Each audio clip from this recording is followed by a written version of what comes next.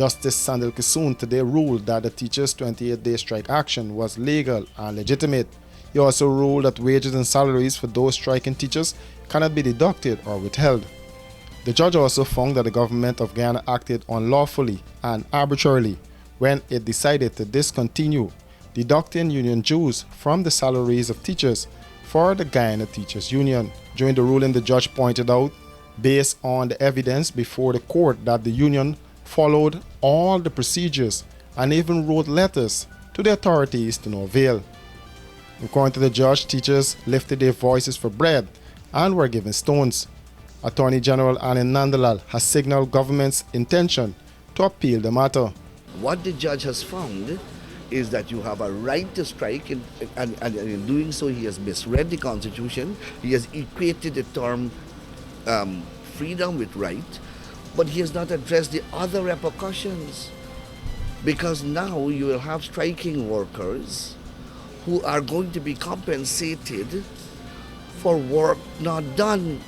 What you have done there is that you have turned the law upside down, because the monies that you are going to be paid with for exercising this alleged right which you now have is the monies of the employer.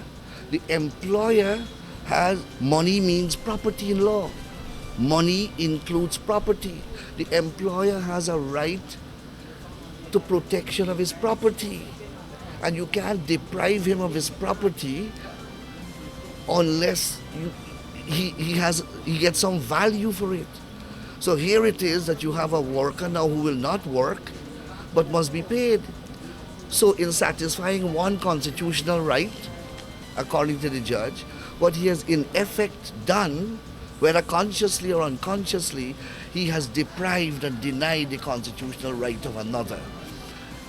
The voluntary service of the government to offer or to act as an agent for the collection of union dues is not grounded in law. It is not grounded in contract. The judge made a leap and situated it under the Constitution. He says that is an integral part of freedom to associate and freedom to be part of a trade union.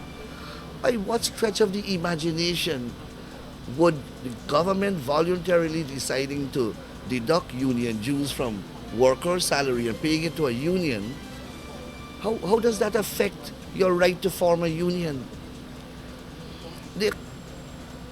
These are vacuous conclusions, and that is why the decision has to be appealed. Senior Counsel Roysdale Ford described the ruling as both significant and historic. You would have seen the erudition that the judge would have displayed in delivering this decision. It is a marathon decision delivered, I believe, running just under 4 hours. The court, in its decision, was able to answer the questions which would have been asked by Mr. Wade, representing the Teachers Union, and on my behalf, representing the Trade Unions Congress, which is whether in all the circumstances of the case and the law that currently exists, whether there was a right to strike as enshrined in the Constitution of Guyana.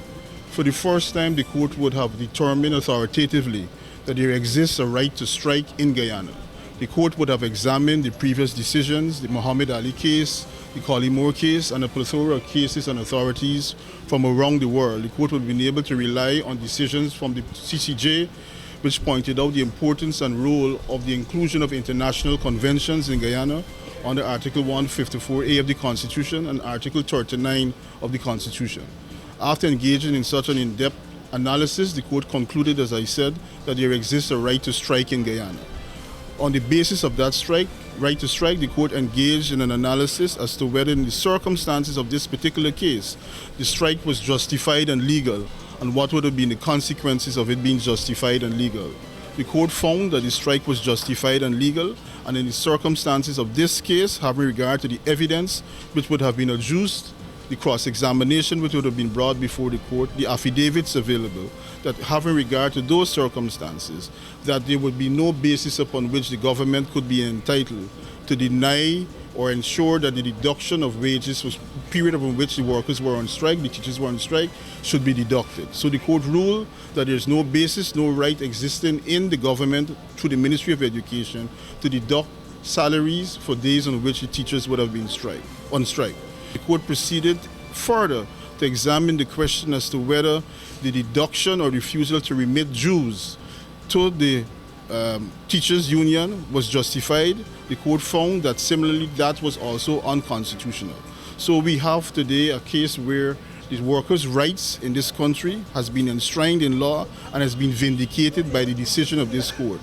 This is a significant and landmark decision. It has altered the understanding and interpretation as to what constitutes workers' rights. I believe this is a significant, I can't underscore it enough, a significant win for labor and workers in this country. Justice Kissoon pointed to a letter sent by the Permanent Secretary of the Ministry of Education, Shaliza Outar, on February 6 to the union, where, according to the judge, a number of grave allegations of a criminal nature were made against the General Secretary of the GTU, Coretta MacDonald, and members of the union. That letter communicated to the union the immediate discontinuation of the remittances of union dues. The court found on the evidence that the Chief Education Officer, Saddam Hussein, was not full and frank with the court in deposing to the contents of the affidavit in defense, which cannot be acted upon or relied upon by the court. The judge pointed to the failure of the Chief Labor Officer to act in a manner consistent with the functions of his office. An important institution contributed to the strike action, as there is no evidence of any intervention at any stage during the period after the issuance of the strike action or during the prolonged strike to engage the parties, and this highlights a grave failure and omission for which the children of this nation made to endure and suffer. President of the Guyana Teachers Union, Mark Light, and his executives were all in smiles after the ruling. He said the ruling was a landmark one and set the parameters for other unions. As you have seen over the last several years, we've had a lot of impositions, and the other unions are equally crying out for collective bargaining. So I believe that this ruling will give the voices of teachers, voices of the workers of Guyana, an opportunity to be heard.